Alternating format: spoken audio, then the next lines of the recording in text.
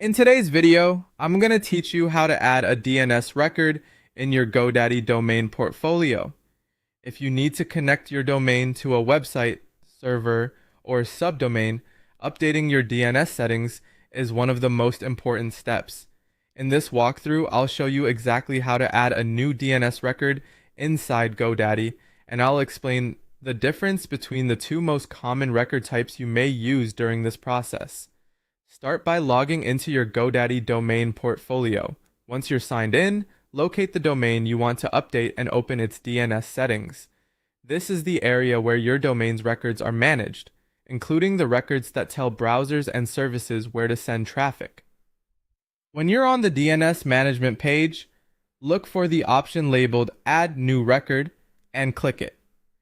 This will open the form where you can create the new record for your domain. Take a moment here to make sure you're entering the correct type of record, because this determines how the domain or subdomain will behave. If you've been given an IP address to connect your domain directly to a server, choose an A record. In the name field, enter the @ symbol.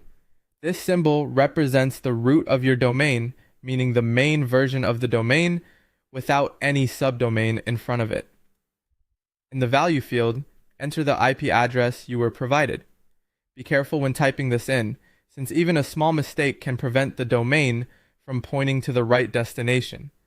If instead you need to point a subdomain to another hostname or target URL, choose CNAME.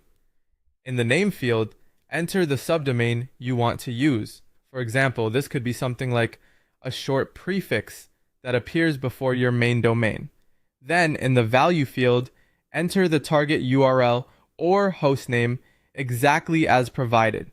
A CNAME record is useful when you want a subdomain to alias to another domain name rather than connect directly to an IP address. After you've entered the correct details, click Save.